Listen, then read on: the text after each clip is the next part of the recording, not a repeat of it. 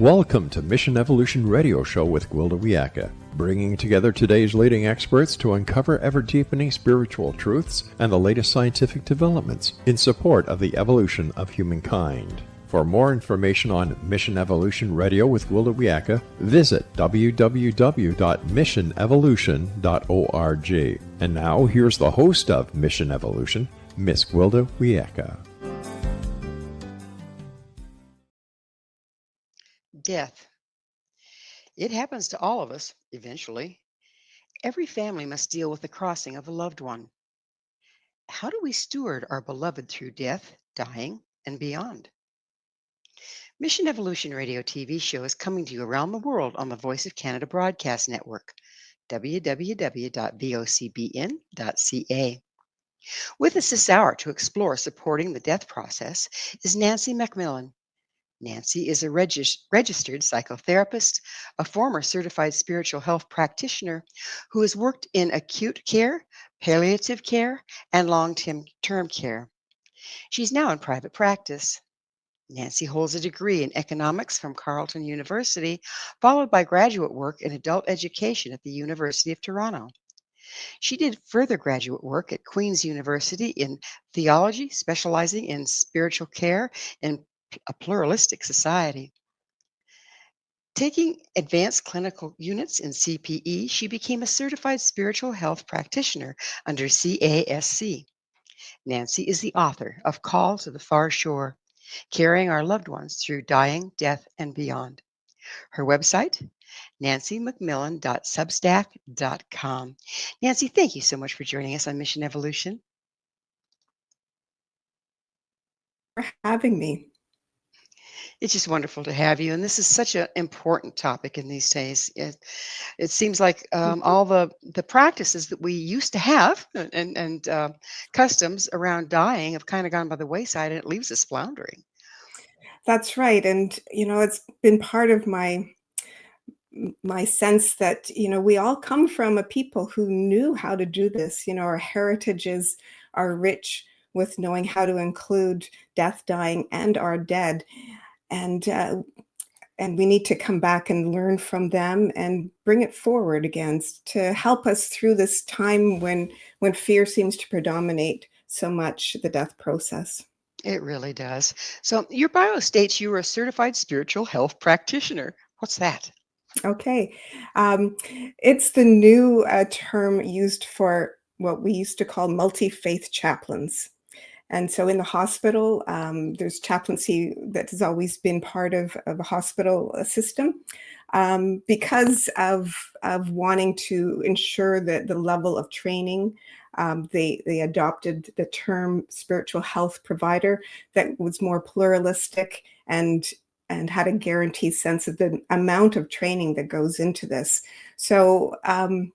So there's a great deal of training, and eventually we all became psychotherapists as part of it as well. So as well as the very intense personal training and spiritual care development and theology training, we also are registered psychotherapists.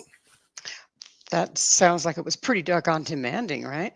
It sure was, yeah. Yeah, they kind of upped the bar a little bit. That's true. And so many people don't realize that. And so many hospitals have spiritual care practitioners, and it's a tremendous resource if you are in the hospital and looking for some support, emotional, spiritual, or advocacy, or just a listening ear. You don't have to be religious. You just a human being who has a need, and we're available for all that. It's too bad there weren't more of you around during COVID. I know so many people were left alone during their last hours, and they probably kept you guys totally out of the house, out of the hospital, and away from the people. Well, no, we're definitely part of the medical staff, so we were part of that system. I was not there at that time, but certainly all my colleagues were. Oh, goodness. Well, bless you for doing the work. Mm-hmm. What brought you to work with the sick and dying in the first place? Well, I've had a long life of having death and dying be part of my life. From my own personal experiences facing illness and cancer diagnosis at a fairly young age. Mm-hmm. And then being with my parents, both with them when they died, it brought me into lean into death rather than away from it. And that took me into how can I use my experience and my interest, and that took me into the profession, and then working for years with the very ill and the dying at their bedside. So that gave me a lot of experience being up close to what dying looks like, and that gave me a different picture than what many of us have. It can be more peaceful than we think. And I'm trying to help people understand that the fear that we have of it is sometimes because we have become isolated from what death looks like and removed from it. And that's been generations now since we've had been more removed from it, when professionals or a system has taken over the care. So it's hard to get up close and to see real death and dying, and that makes us fearful. But from my experience, dying can be a natural and safe and a peaceful experience. And palliative care has come so far now that pain should not be a reason to be fearful at the end of life. There's many reasons why we fear death. It's a natural process that we all have to work through. But pain is not one of the issues that should be uppermost in a person's mind. And for the other reasons that we have fear and the discomfort and pain and suffering, well, let us, our loved ones, be present and learn how to be a calm presence at the end we can lend our stable mind and our heart to be a presence that can help that process unfold in a peaceful way. Yeah, it's hugely important because it's not just the dying that are going through it, it's the families as well. In your education, did you learn how to work with the entire unit Oh, of through the course, yeah. time? Yes, for sure. It's a family system that we're with. So being at the bedside of the person who's ill and dying, but also with their family and loved ones, helping everybody learn what death looks like and how we can be helpful at the end stages. I had many people who are nervous at seeing what death can look like, the shallow breathing, the death rattle, the changes in color, pallor. All of it can be very dramatic looking and sounding. And so we fear the worst, that our loved ones are suffering, and we ring the call bell to ask for help. And it's an emergency and we want to give more medication. So it was really important for there to be some people there to say, look, the death rattle sounds dramatic, but what it is just that the throat is closing and your loved one is so far away from actual feeling at this point that they are not suffering from this. So that just helps a person release that tight grip that you have of anxiety that your loved one is suffering, if they know a little bit about the natural process of our bodies and how we let go at the end. Hugely important. So, what are your perspectives on death, dying, and how do they differ from the mainstream view? Well, being a spiritual health practitioner in my profession gave me the the role that I could say, so what are your thoughts of what happens next? Or, what is it that gives you strength to get through this time? So that enabled a conversation to take place that went beyond, the moment of the suffering. And we would have beautiful conversations often, or we'd at least be wondering. And that sense of wondering and expanding our sense of imagination of what lies beyond that final breath can expand ourselves so that we're a little more prepared, because so much is happening at that last moment. And from my experience and from my own studies and my own spiritual sense, if we can approach our last breath with more consciousness, perhaps we can take that next step into the next journey with more consciousness and perhaps even joy. And that's been what I've been trying to help people see, that there's that possibility that it's not just a tragedy at the end. It can be a release, and it can be a homecoming into a joyful place. And that's hugely important because, we welcome birth and it's a very similar process, really, isn't it? That's right. We incarnate and we trust the birthing process. So, can we come back to trust the death process? And, you know, the hope is, of course, that we can find ourselves in the full cycle of birth, death, and rebirth, even. From a personal standpoint, do you believe in rebirth? Do you believe in coming Mhm. back? Well, it's been my sense that it just has a sense of it makes sense to me that we're such marvelous creatures. We're part of creation, that there is something that continues and goes on. And from all my reading and from my sense, it makes sense that there is something that can return. How will we ever know? But I like to live my life with the thought that that is a possibility. And if that is a possibility, then how do I live my life now to to make sense of that? To embrace that. So we've stepped away from a lot of our traditions, and as we go on with the show here today, I'd like to get more into that. But the traditional every society, of course, had their own traditions on how they dealt with death, dying, and beyond. Um, but we've really lost that. What do you see the impact of that on the people that are getting ready to cross or their families? That's right. Well, number one is fear. So that it means that when we come to our end times, we often want to be medicated to the point where our consciousness is sometimes not very present. Now, sometimes that is important for pain relief, but there can be a fine balance there. Like, how much can we take of pain medication, but also be awake and aware? And also trust that if many people, and this is my experience with my mom, was able to get to the end of her life and be in the dying time, and she didn't need pain medication. That is a very likely possibility that we don't need it, but our medical system has been trained to do that as a matter of course. So I Error had on the to side of caution, right? I had to negotiate that I don't see my mom suffering. I'm looking really carefully. What I do, I see her dying, and there is a difference there. And so my mom was able to die at age 97 Wow. without pain medication, and she had the most joyous countenance when she did finally leave. Oh, there's a lot to be said for being able to be present with the process, right?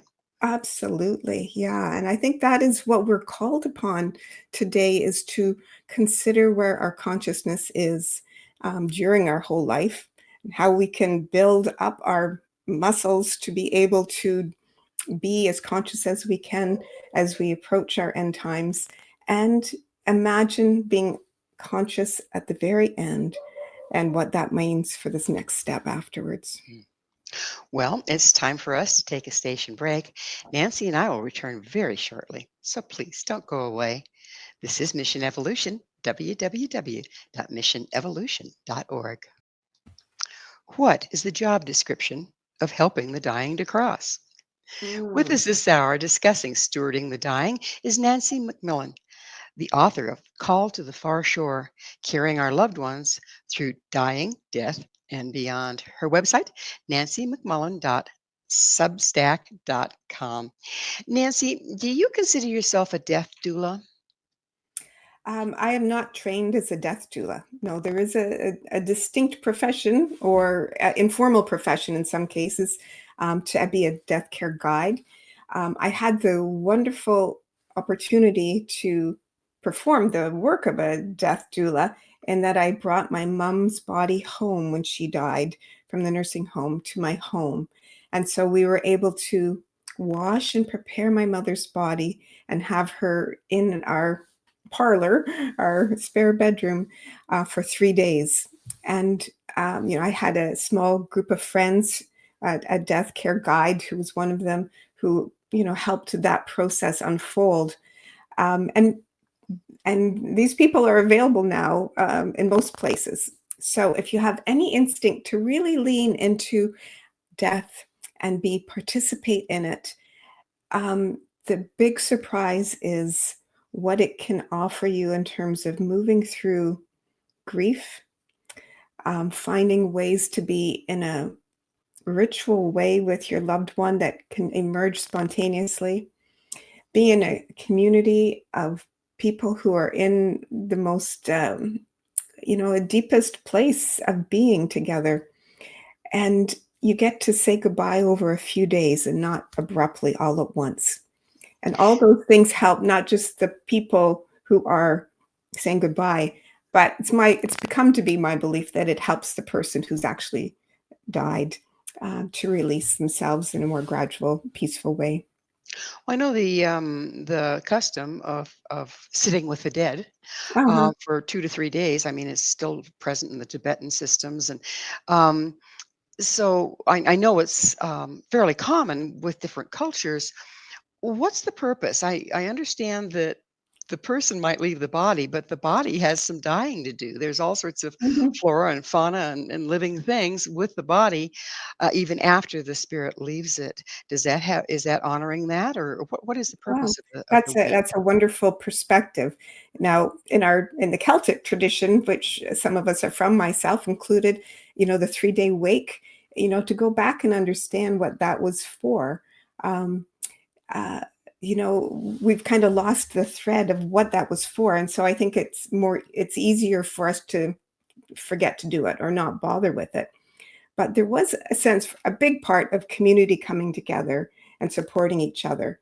But there was also the tendril that we were helping that person know they were dead and gradually leave with all the support of the community around them, and with this phenomena that we've lost track of as well, which is called keening, which is that full-bodied expression of our grief that can be really let loose when we're with people who are free in their body and souls to do that.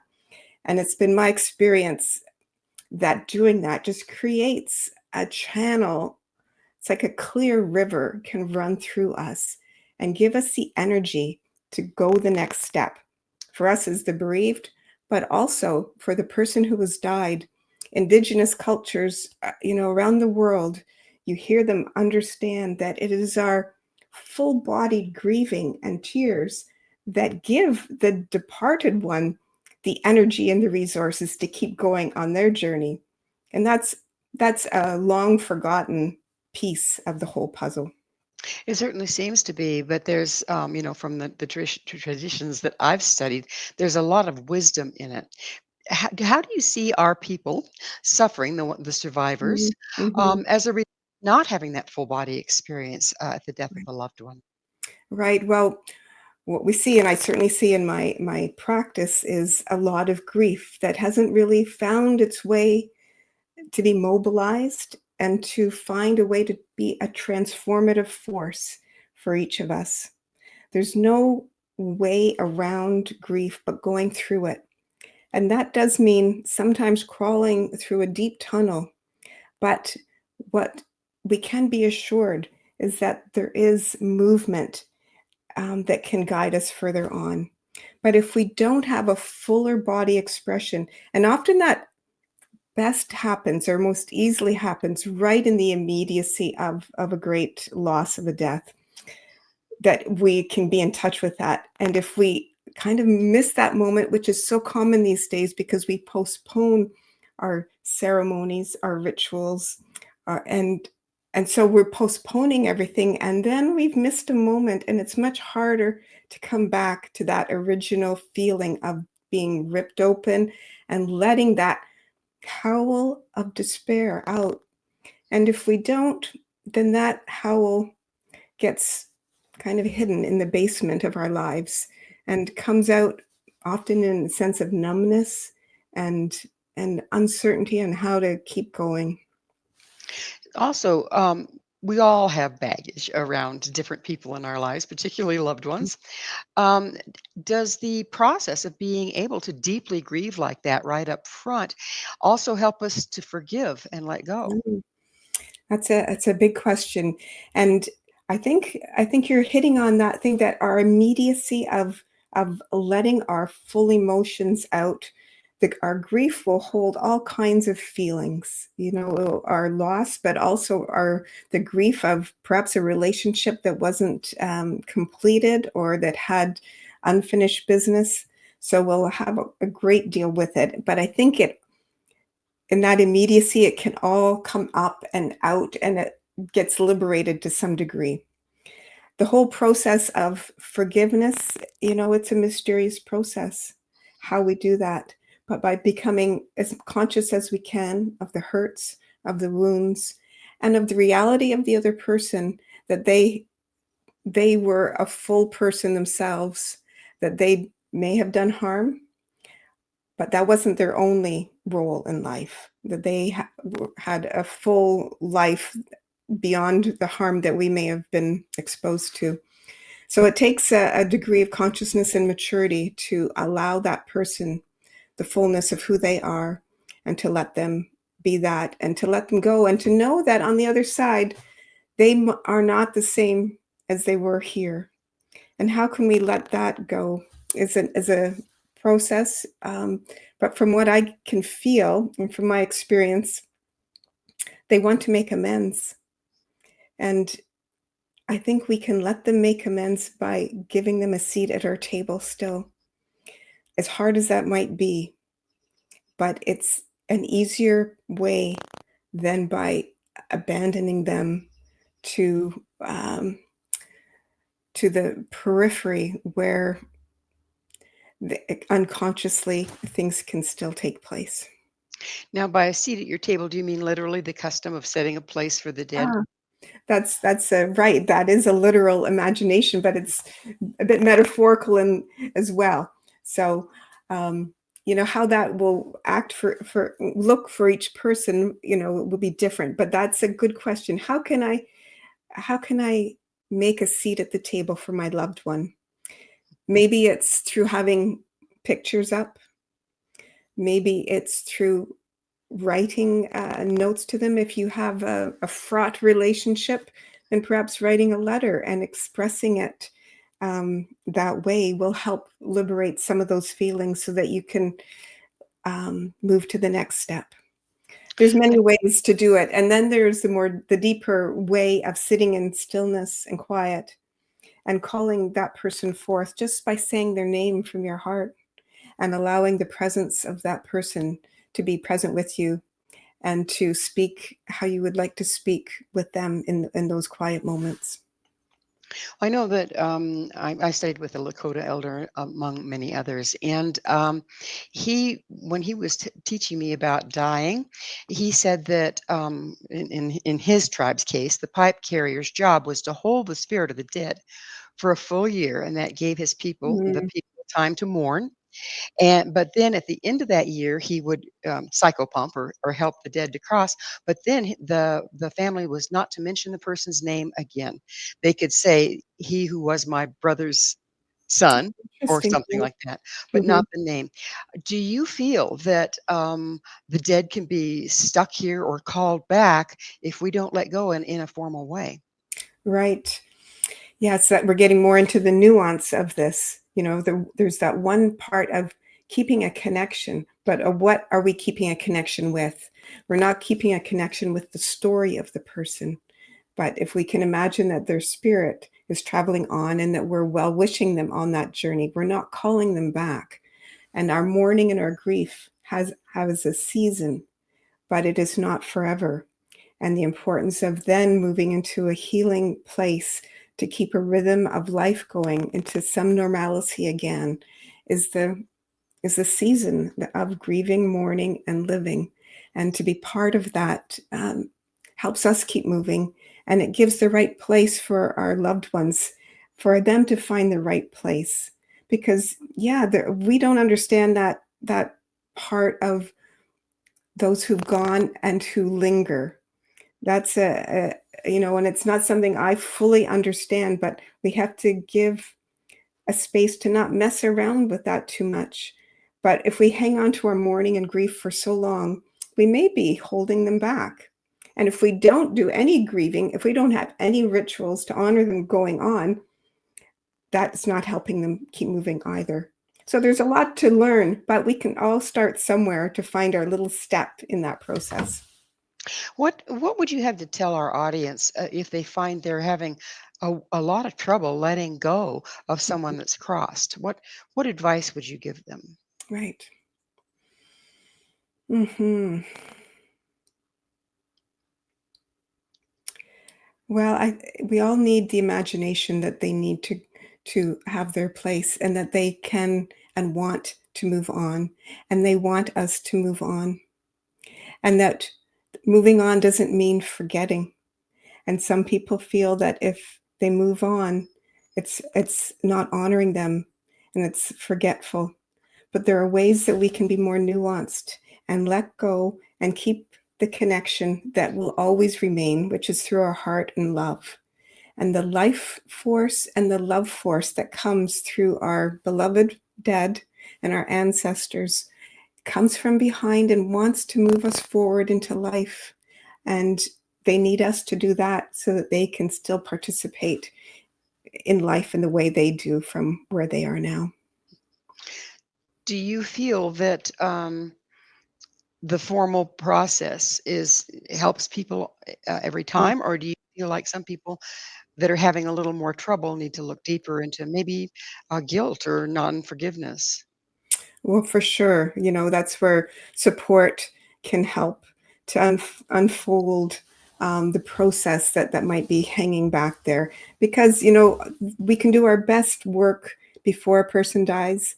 There's so much that happens as we're dying that really loosens our old defenses and our old way of seeing things. So the more we can be doing the work before a person dies, the better. We can be more conscious and together start working things through. And even if we can't work things through, but even being able to say to an elderly uncle or father or aunt, this is what hurt me, Well, and I'm I'm sorry. sorry. I'm sorry Yeah. to interrupt, Nancy, but it's time for another station Okay, break. sure. Nancy and I will be right back to continue our discussion. Please stay right there. This is Mission Evolution, missionevolution.org. Do we really understand dying? This is Mission Evolution, missionevolution.org. With us discussing the death process is Nancy MacMillan. Her website, nancymacmillan.substack.com. Nancy, it seems like we have kind of lost, again, because we're not exposed to it. Used to be people would die at home more than in the hospital, and we'd watch our grandparents and maybe our great grandparents go through the process. And are there certain steps that are pretty common that we can kind of expect? And if so, would you mind sharing? Um, so the steps in the death process. Yes. Hmm. I mean, we see birth. Okay, the mother starts labor, and then the Hmm. labor gets more intense, and we know what to expect pretty much, and we Right. know when it slides from the norm. But Hmm. death, people are kind of, as far as I can see, unaware of the different steps, That's stages. right. Right. Well, the problem that we're most able to observe, of course, is an irresistible sleepiness. That we get tired, and more of our day will be spent sleeping, and that's a gift because it's doing the work of letting go and restoring our life forces for what still needs to go on. But over time, our body knows naturally how to gently break down our life forces and let go. And that will be changes in breathing, changes in our consciousness, changes in our temperature and our pulse, our heart rate, the mottling of our skin. So there's all stages. And if you're upfront to that process, you'll get to observe them, and hopefully you'll be able to be a loving observance of it and not fearful. And if you are fearful, then ask for support from those who know what natural death looks like. And there's another thing that's always fascinated me, and I've experienced it firsthand with my dying relatives, is seeing people from the other side, starting to see them Yeah, in the room, starting to, right. what do you think that's all about? Right.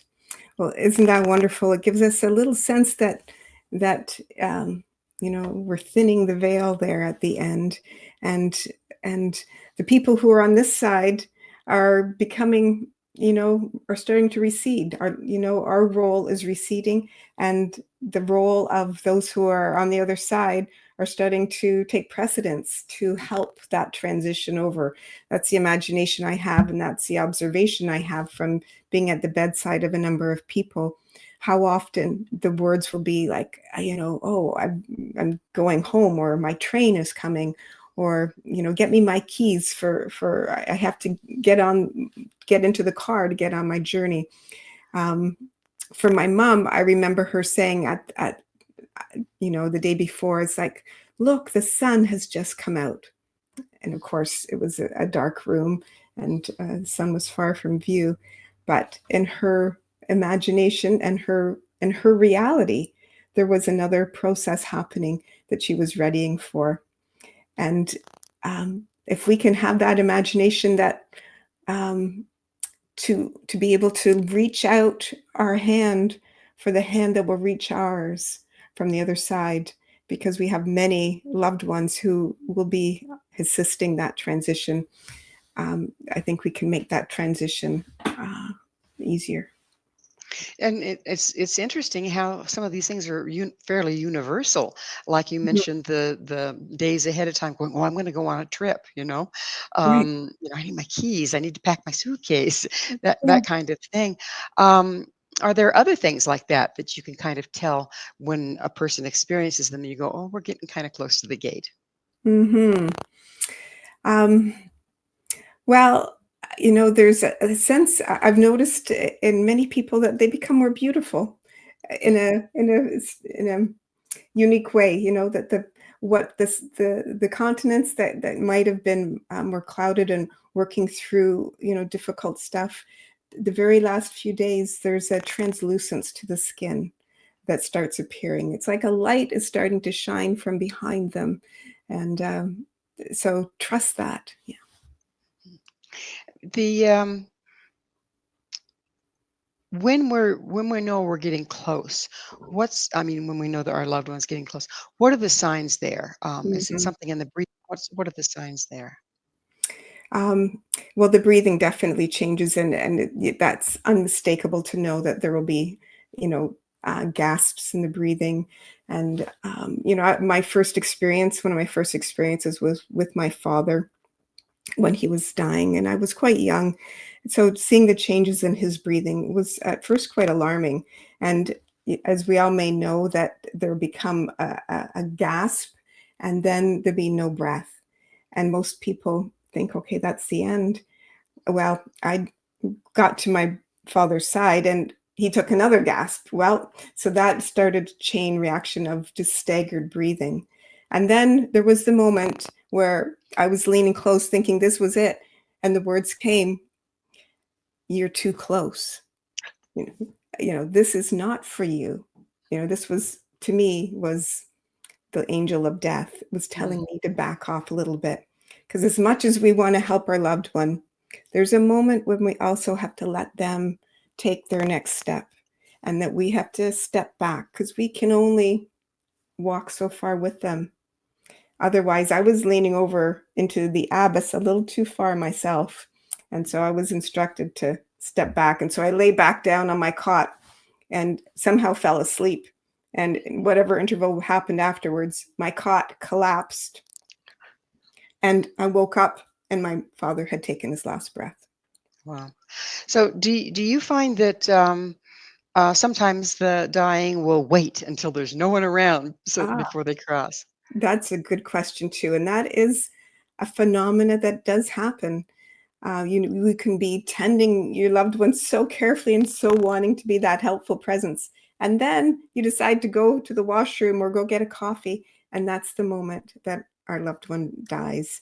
So I've been able to assure people from my own experience that there's perhaps a plan in that it's hard to take that last step.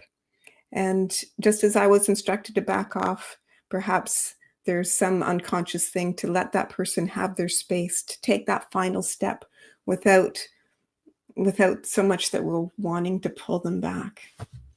One phenomenon that I've witnessed and wanted Mhm, to ask you about was when people don't believe in an afterlife and they have no spiritual mhm. belief system, um, do they struggle more at the time of death? Is there more fear present? Well, that certainly was part of my role, is to find what a person did believe in. They might not have a traditional view of religion or have explored spirituality, but usually I could find, what is it that gives you strength? What is it that speaks to you? And often it might be nature, or it might be some poetry or artistic endeavor. And leaning into that could be a resource. So I think we all have resources that we've developed. If we can, if we can step into that and to help the person see what it is that has helped them through their life all this time, it opens it up. Now, I would have the question often, have you ever had an experience of a loved one after they've died? And even for those who haven't had a spiritual or religious belief, many of them will have said, "Oh, this strange thing happened," and would describe a phenomena that would have happened. So that told me that, people are experiencing, phenomena after a loved one has died, regardless of their belief system. And if that is true, then how can we lean into that and use that as our imagination, that there is more going on? We don't know exactly what, unless we're very clairvoyant or unless we have deep felt experiences and have crossed over enough to trust that. But we do have an imagination that we need to expand, because that is as real as this material world.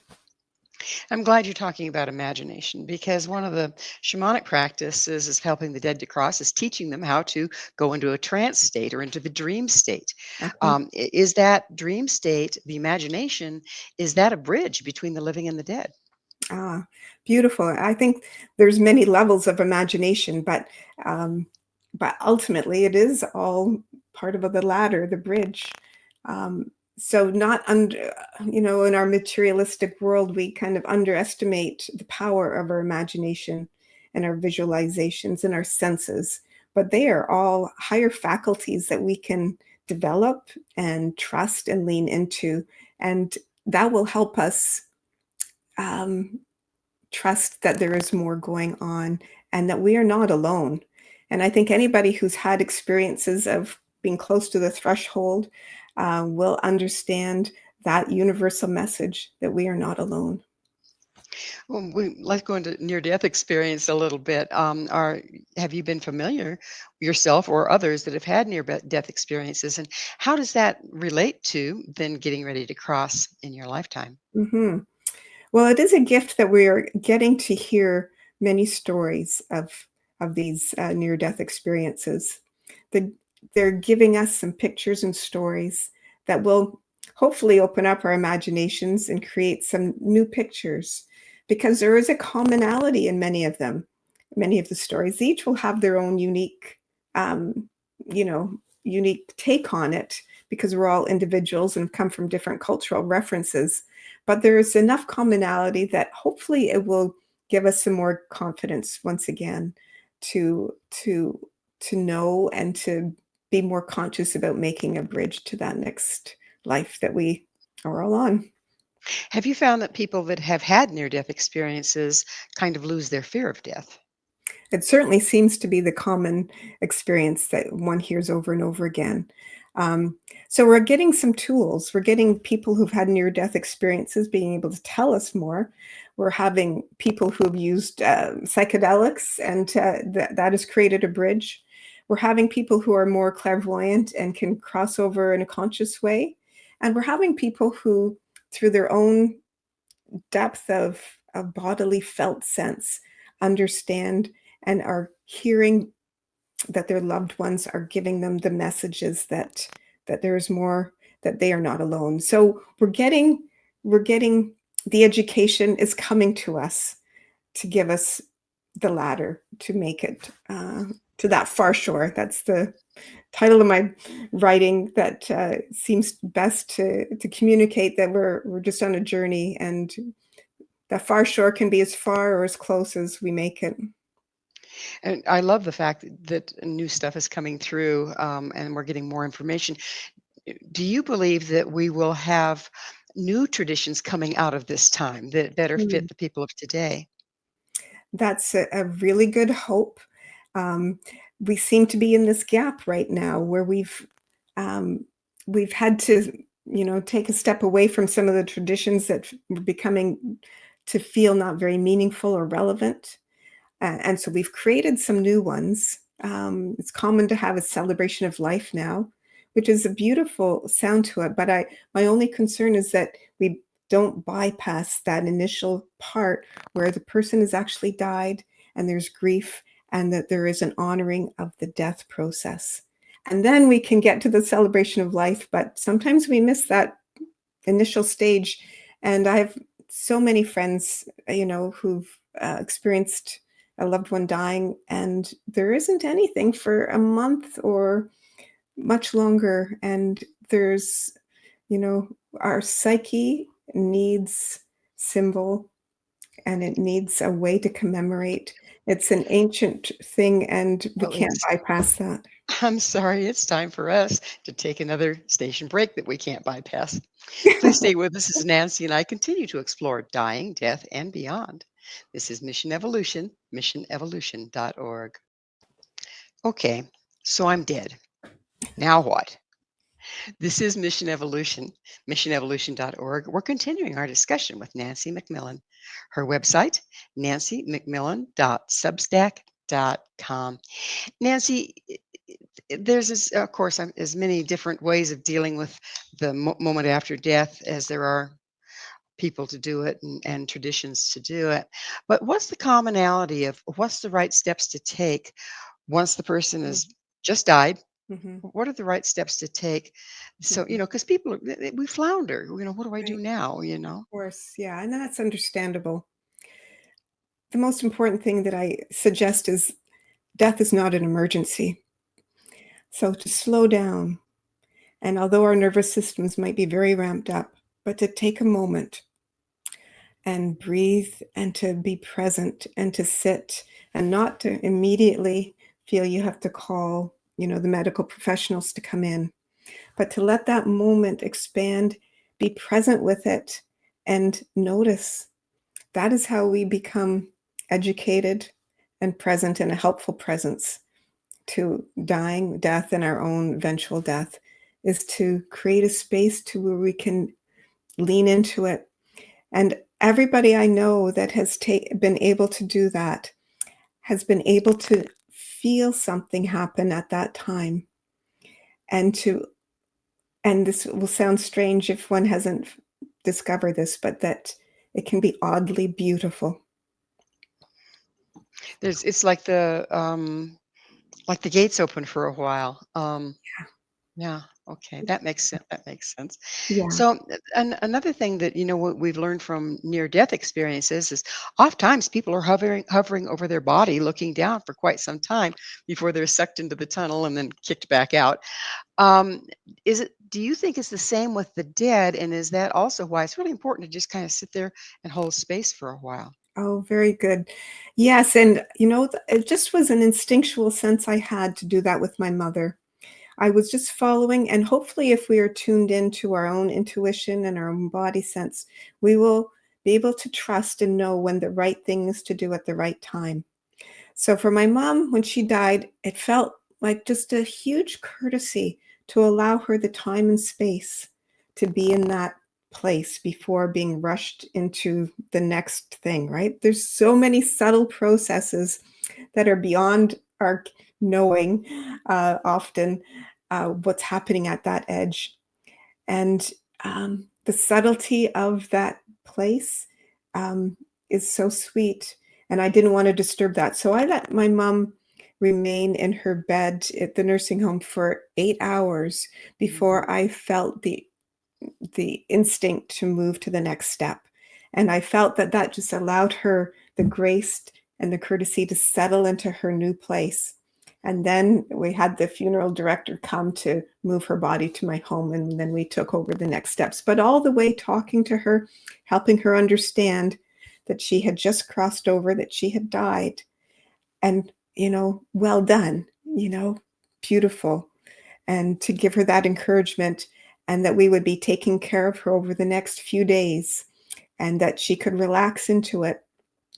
And I could then track how her body changed over those 3 days, and that she became ready for that next journey that she took. For her, in her case, was cremation. For others, it might be burial or green burial. And by the 3rd day, I placed my hands on her head, and the amount of energy pouring off of her head was extraordinary, which was just another example that excarnating is a process, and allowing and tending those immediacy afterwards is a gift for them and a gift for us to understand and be close to that liminal realm in such a profound way. Have you been around people that are sensitive and actually see the spirit of the ancestors in the room when a loved one is getting ready to cross? hmm Um, yes, I would say that I myself have had that felt sense of my grandmother being with my mother, and that was a beautiful feeling. And I could feel that my mother felt that too. She had kind of regressed into a younger state and calling out for her mother, and to feel the presence of my grandmother, whom I had never met because she died a long time ago, in the same room was a real gift. And that has stayed with me because I can feel her now presence with me in a visceral kind of way. Um, so there's several different job descriptions that seem to steward the dead through the process. I take it that your job description is to help the dead and the family up to the point of death. Mhm. Okay. That a death doula then takes over to help with the preparation of the body and all of that stuff.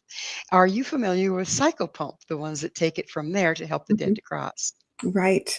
I am, and I'm intrigued by that process. And I would say, um, by following friends and family, I've traced myself into that, but I'm not versed in it. But that is something that we've lost in our culture as well. And the value of having somebody trained that can help those next steps, and to observe them and then tell us. Um, i can only imagine the value of that. And just to the death doula part, the death doula helps the family with it. They don't take over. They're just a guide in the process. Right. I didn't mean they take over, but Yeah, that just their role they have steps in at right, that point. right, because they have Yes. to be Yes. careful about not taking on the role of the funeral director, because they're they're careful about that. But yes, the psychopomp is a fascinating role, and I look forward to hearing more about that. Maybe you have something to say about that. Well, we're listening to you today, so Okay. Yeah. probably not beyond that Okay. question. Um, let's talk about ghosts, okay? Have you experienced people that are having trouble crossing, or people that just kind of got stuck here and they're spiritual beings, but still in this realm? Right. Well, I'd say that's a phenomena that is more common than we know. And but how weak it shows up, will be in feeling that's not quite right, about how things are going. And that's most of our society these days. So we can kind of safely assume that there are a lot of people who are probably a little lost, and uh, how do they get their nourishment? Well, by perhaps becoming a little too close to those of us here that have holes or unfinished places that they can then attach to. This is my understanding of how it works, and I have had the felt sense of it. Um, so that's part of why I feel so committed to learning how to help our dead move on in a healthy, whole way, and to be present with the grieving process to make sure that clarity of transition happens. Because once they haven't, then you do need people who have special training and insight to know how to help them move on. There's a couple of concepts, and they make sense to me, believe it or not. Is one of them is the Tibetan concept of the bardo, and how we have to kind of go through our life, kind of like have a life Mhm. review Mhm. in order to step our frequency up enough to cross over. And then Correct. also the Catholic's view of purgatory. Is there, in your opinion, or what you've experienced, a process of moving backwards through our life's Mhm. trauma where we might have separated from ourselves, gathering ourselves enough to cross? And is that a sticking point for some? Yes.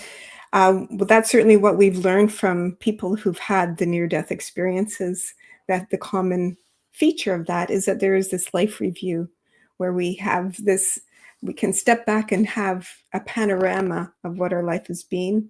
And then the further we go out, then there is a more systematic life review where we do get to revisit the deeds of our lifetime, often from the perspective of the person who has been harmed or helped by them. So it's a very visceral feeling of, oh, this is what it's like, and that in that way we can learn, and make reparations and prepare for another lifetime of meeting this encounter again. Now, in the case of being trapped and looking back at that life and reviewing it and making amends, while you're in a purgatory state, uh, I don't know. We'll know when we get there, right? Yes. We'll know when we get there. But Uh, the thing is to trust that there is a process, a very clear process that most traditions understand. There is a map on the other side that we've lost track of. And so we look at other traditions to look at their map, and that might twig us to what instinctually in the root of our heritage is a psychic map that we can tap into as well. Pretty amazing. So, um, the in the Celtic tradition, there's shamanic tradition. There's a concept called the three harpers. Okay, Mm, and they would play it at a funeral, and the first harper would play the grief and mourning. mm. Okay, and then the second harper would play joy and celebration of life. But the process wasn't done until the third harper played, and he would play a lullaby. Ah, Okay. So how does that fit in, or does it fit in with what you've experienced in the process? yeah, that is just a beautiful picture. So grief, and then joy. That's the eternal paradox, isn't it? Grief and joy. And interesting that the joy comes out of the grief. It's not beside it, it's not before it, it's not instead of. It comes out of the grief. And anybody who's gone through the depths of grief in a full bodily way has experienced, I'm pretty sure, that luminescent thread of joy that is a surprise. Like, how would you have thought that would happen? Yeah. And then the lullaby, it's like, oh, soothing our souls and to come back to a place of perhaps innocence and starting over again. Mm, Mhm, beautiful. Well, it's just about time to close, and I wouldn't be complete if I didn't ask you, Nancy, what's your mhm. mission? Right. Well, it's to know that we can lean into death and that we can become more conscious. And in doing so, with our dying, with our death, and with our loved ones who have gone beyond, we can transform our lives and create some meaning from this world once again. Do you feel that by understanding more deeply and accepting the death process, that it can enhance our life? Absolutely. I think completing the circle between life and death and that which lies beyond creates a circle and makes life more possible to be enriched and nourished by both ends. Well, very lovely. Unfortunately, we are out of time. Nancy, thank you so much for coming on the show and sharing your wisdom.